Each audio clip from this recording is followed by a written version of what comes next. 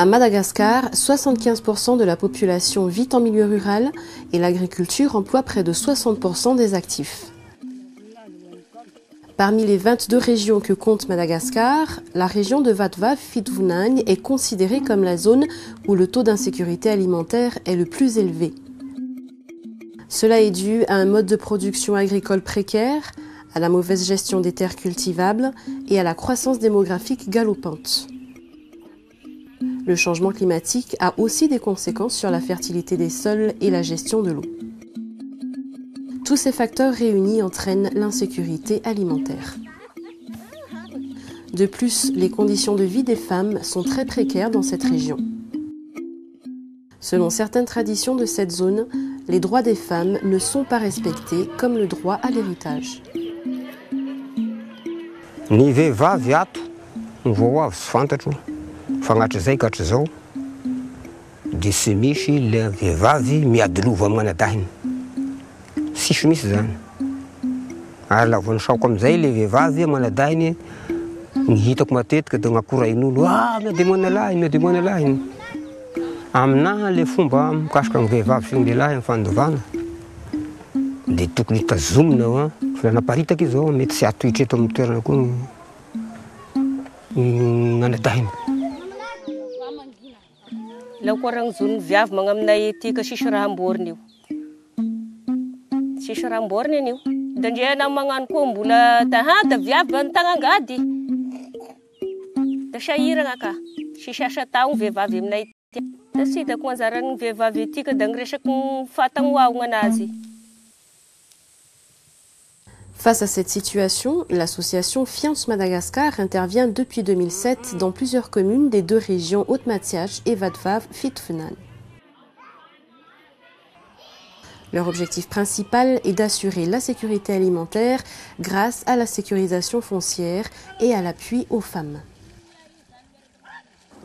Tanjona zany eto dia ity le hoe ny zava-kendrenay zany hatreto dia ity le hoe fanjarian-tsakafo ity io zany no tena masoana manomboka eto ka ezahana ampifanohizina zay le hoe ny fahasairanany fianakaviana ny fomba fifamenon'ny vehivavy sy lehilahy eo amin'ny fanapahan-kevitra raisina ampiroboroboana le famokarana ny findramam-bola madinika dia ny fampitohizana an'izay miaraka amin'le hoe fananana zo mitantana ny tany.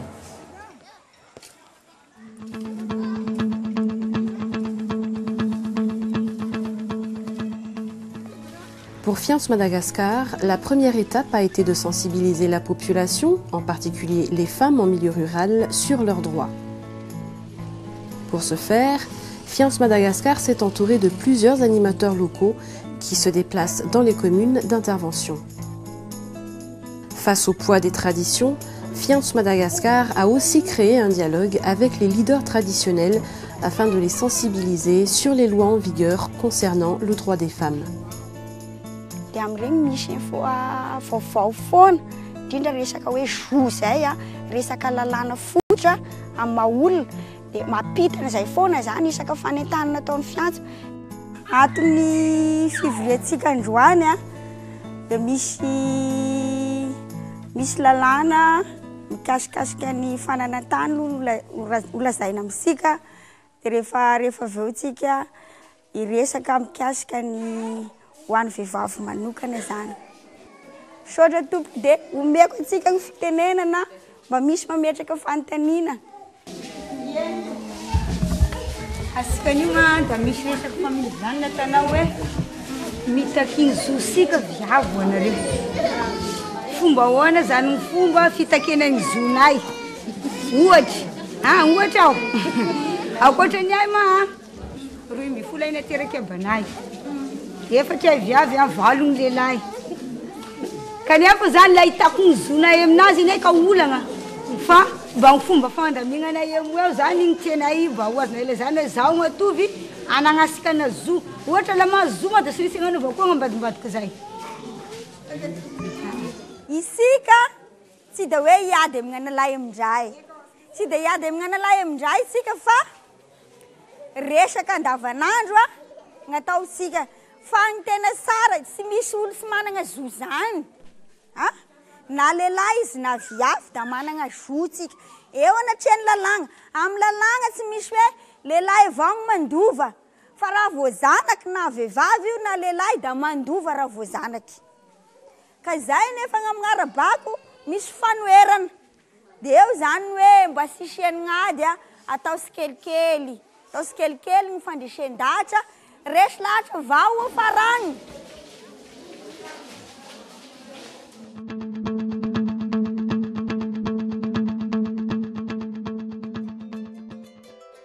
La sécurisation foncière en milieu rural reste un défi de l'État malagasy. Une réforme foncière a été instaurée en 2005. Un service de proximité, appelé guichet foncier, qui délivre des certificats fonciers, est mis en place dans les communes. Le certificat foncier assure le droit à la propriété des terres aux agriculteurs. La deuxième étape, pour Fiants Madagascar, a donc été d'appuyer les communes pour mettre en place des guichets fonciers dans leur zone d'intervention. Dans la région de Manakar, 13 guichets fonciers ont été mis en place et 421 certificats fonciers ont déjà été délivrés. Fa zavatra mbola tsy fahita taty amin'ny faritra misy zany hoe vehivavy manana titre na manana karatany zany. Eny titre moa zany taloha fa mbola tsy nisy. De tonga ny karatany fa tena vokatra zany hoe misy vehivavy be dia be mahazo karatany ny fananany vehivavy na lehilahy karatany mampivoatra ny ao anatin'ny tokantrano tena marina zay satria rehefa mahazo karatany ny vehivavy ny olona de afaka mapiasa an'izay karatany zay izy. Ohatra hoe madame Honorine zao de tena lasa izy mihitsy ny mpitarika ao anatin'le fianakaviana. Tegna nitarika ny resaka an-tragno. Dia izany tany eparan-tegnana io maroka. La koran'izany tany voahazo zany maminay eto da fa misy mpanakasakana koa izany. Misy mpanakana zany da agnatin'ny eritreritra koa agnamboatra karatany anazy io. Ka lafa nisy ny fofagnany ry zareo nagnentagna tao saky diao zany ny hiditra ka. Satria mokariko an'izany tambolo zany tezagny zaza. La koranay za ma da mieritreritra mamboly agnana, mieritreritra maka da fa magnano. Da namokatra ka. Da sy nisy hoe raha zany da nazahoana tombosoa atokotrin'io. Sakafony zaza mahampy. Ategna mba nahazo tombosoa na afaka nividy tany agny ivelagny koa da mandri-pilaminana agny saigna e. Lafa miakatra magnivokatra ka da amidy gny atao anazy. Amidy agny an-dokagna, agny ka amoron-dranomasina.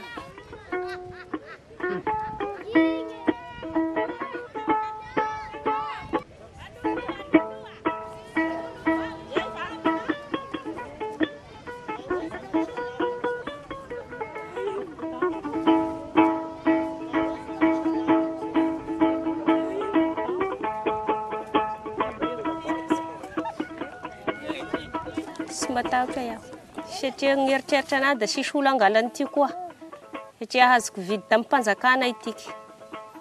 La da raha aman-dreny izy mpanjaka izy analahiko la teo izy da sy matahotra andreo koa iaho.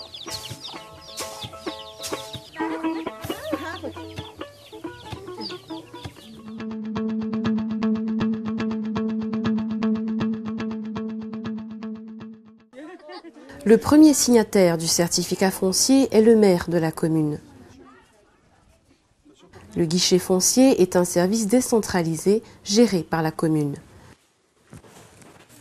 La commune a donc un rôle important dans la facilitation de l'accès aux terres pour les femmes. Dia zay fananantany zay zany no natonga ny commune koa zany mba hoe hanentagna zany ny vehivavy. Dia nentanina izy mba hanana an'izay firisiana zay satria eritreretina fa efa hoe mitovy zo zany ny lehilahy sy ny vehivavy ka somby tokony samby hanana zay resaka tany zay zany. En 2007, dans la commune d'Ambil, un guichet foncier a été créé. Ny birao fotony fananantany eto Ambila dia misy vehivavy 7 zao vehivavy efa nandray nanao fangatana karatany. Zahay zany efa magnentana ny vehivavy nanomboka tamin'ny 7 sy 4 arivo dia tonga taty fianso dia nisy hoe ny vehivavy sy ny fananantany dia nanomboka tamin'izay ahy magnentana amin'ny vehivavy manokana mihitsy hoe ianao dia manana zo anana tany. Ny zavatra hitako zao raha lehilahy ny ato tsy haiko hoe le fiteny angamba na le zavatra tsy mitovy fa tsy maresaka izy hiditra birao fa ohatrany mitady ny vehivavy mitovy aminazy. Dia ny ray aman-dreny mpanjaka ihany koa ao amin'le tranobe dia mbola agnajavana ihany koa izy resena lahatra hoe io zanaka vavy io tsy ny lehilahy fotsiny natao andova fa ny zanaka vavy koa afaka mandova dia efa misy ny sasany resy lahatra fa ny sasany mbola tsy resy lahatra.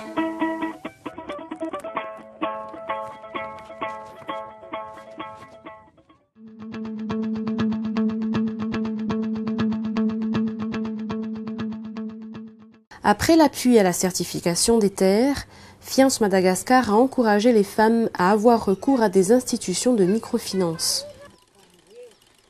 Afin d'entreprendre des projets d'activité agricole, certaines femmes demandent aujourd'hui des prêts auprès de l'institution de microfinance Tiavu. Ni mutuelle Tiavu zany des institutions de microfinance mutualiste. Izay magnome service financier zany hoe épargne sy crédit an'izay mpikambana aminazy ary magnakeky vahoaka zany. Isan'izany ny vehivavy agnatiny. Dia hatreto raha ohatra ka eto mutuelle manakara manokana no jerena dia misy mpikambana agny amin'ny 9506 eo ary ny vehivavy amin'izay misy agny amin'ny 3722 zany hoe raha mena pourcentage zany dia agny amin'ny 39% eo. Dia raha manana tetikasa mazava tsara ny vehivavy zany manana fahafahana mamerim-bola, manana projet ahafahany mivelatra, ahafahany mahazo tombony, ahafahany mampiakatra kokoa amin'ny fari-piainany dia vonona mandrakariva ny Tiavu miara-miasa aminazy. Ka amin'ny Tiavu izay fanagnana karatany izay dia isan'ny magnamora ihany koa amin'ny fahazoana crédit satria ny karatany zany dia miteraka fahatokisana amin'izay antoka taon'izay. Tamin'ny voalohany aloha dia somary sarotra le fanentanana ny vehivavy satria izy sisa matahotra zany le vehivavy hindrana. Satria le vehivavy aty aminay zany sy manana le ataontsika hoe lova ohatra. Aty vehivavy aty aminay zany sy mandova, sy manana tany, sy manana tanimbary hoentina mamboly. Voatery ohatrany hoe mindrana foana na hoe manofa tany. Dia aty afara nefa zany dia avy ty Tiavu ty dia nanentana anazy nananatra anazy hoe aty amin'ny Tiavu misy findramam-bola aty aminay. Dia resanay misy zany mena isosikevitra hoe na io tany io zany mindrana hoe ray aman-drenareo nareo dia io ahofanareo atanareo antoka amin'ny Tiavu dia ahafanareo mindram-bola aty amin'ny Tiavu. Dia le tany atany antoka aty amin'ny Tiavu tany ray aman-dreniny ihany anovany antoka ahafahany mindram-bola amin'ny tetikasa fambolena. Ny vehivavy aty aminay zany dia ny akamaroany dia nindramany vola aty amin'ny Tiavu dia fambolem-bary daholo zany ny akamaroany. Ny findramam-bola nataon'ny vehivavy hatramin'izay zany dia nahafapo ary matetika ny vehivavy ny tena manaja ny fotoagna le remboursement.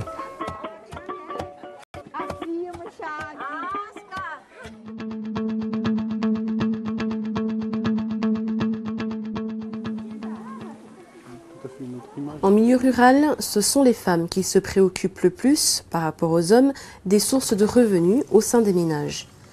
Les femmes ont plus de volonté pour améliorer leur niveau de vie. Fiance Madagascar a donc initié un mouvement de leadership des femmes grâce à la création d'associations féminines. Io fianso io tompoko io misy ny taridalagna anay voalohany nafantaranay ny lalagna mazava amin'ity fikambagnanay ity izy ny tonga teto tamin'ny bureaunay hoe ilaina anareo vehivavy mba hanagna fivondronana fa amin'izao fotoagna mitovy zo ny lahy sy ny vavy. Fagnanay ho izy fitorian-dalagna hoy ny fianso. Actuellement, 116 femmes sont membres de l'association Mitsinju. Ces femmes sont majoritairement célibataires, veuves ou abandonnées par leur mari. Elles unissent donc leurs compétences et leurs efforts pour travailler ensemble dans les champs afin de s'émanciper socialement et économiquement. Amin'ny mpambolon-kazaha, amin'ny managna famasena voankazo raha ity ino ty saramaso kasaka, amin'ny managna an'ireo rasara sy hananambo satria retovinay aby zany hay fikambanana amin'ny Sinjo. Pour atteindre son objectif de soutien aux associations féminines, Fiance Madagascar a mis en place un partenariat avec différents organismes afin de contribuer à la lutte contre l'insécurité alimentaire. Fiance Madagascar est reconnue pour ses compétences sur le foncier. En ce qui concerne le volet sur les techniques agricoles, une collaboration a été mise en place avec Interaide, qui est plus compétente dans le domaine. Un partenariat avec l'ONN a également vu le jour dans le cadre d'un projet sur la sécurisation alimentaire. Fiance Madagascar intervient donc à différents niveaux pour atteindre son objectif d'appui à l'amélioration des conditions de vie des habitants.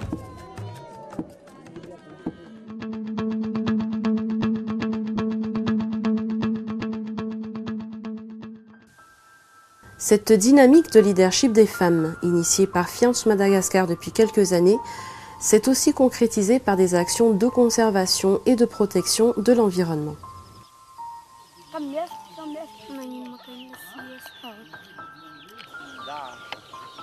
Nanomboka ny fiarovana ny tontolo iainana sy ny ala. Deng zany da nisy zany mpanambolaka. Sy hitahita la sy nitavy tasy azom-bazaha tao. Eo amin'ny 3 hectara angamba na 4 mahery kely eo. Lasa hita manakara.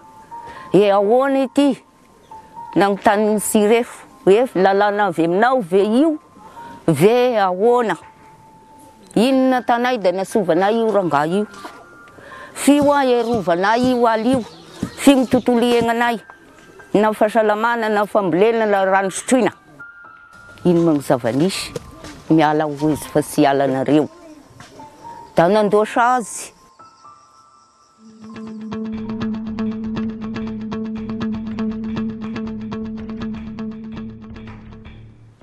Depuis 2004, Fiance Madagascar a obtenu de bons résultats dans leur zone d'intervention en ce qui concerne la sécurisation alimentaire, le foncier et le droit des femmes.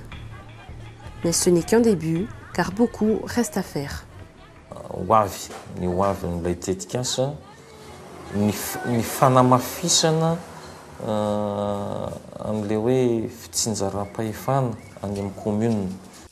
Inona marina no andraikitry ny mpitondra, inona no andraikitry ny vahoaka izay hoentina.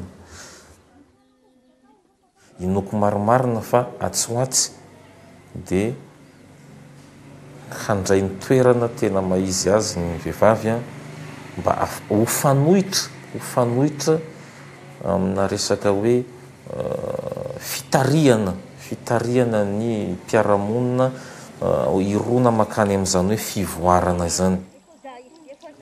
Fa ohatra misy dinamika vaovao zany amin'izao fotoana zao hipetrahan'ilay vehivavy amin'ny toerany mba ho fanohitra ny fahasairanana mianjady amin'ny fianakaviana ankehitriny.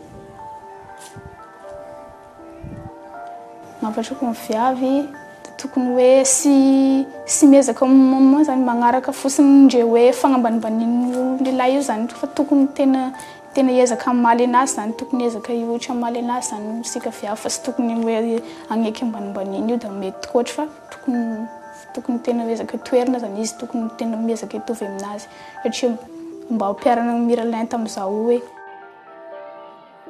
tokony ho sahy anohitra zany viavy, tokony ho sahy andresy, tokony ho sahy agnambara ny tena maizy anazy eo natria ny fiarahamonina fa sy tokony mipetrapetra-posiny izao. Tokony hivoaka zany izy amin'ny fiaignany, sy tokony hisitrisitrika any fa tokony hivoaka tsara hoe izaho managna maizy anahy aho da sy tokony ambanimbaniana izaniza.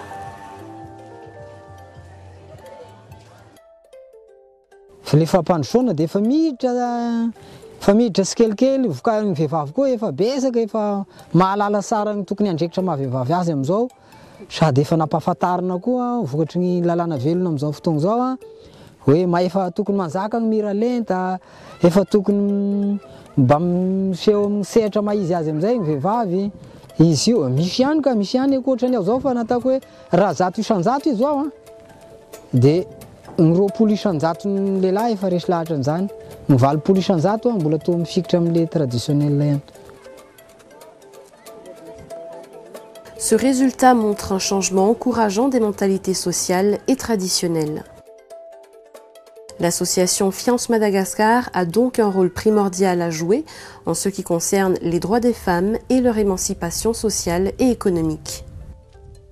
Et de manière plus générale, Fiance Madagascar lutte donc contre l'insécurité alimentaire.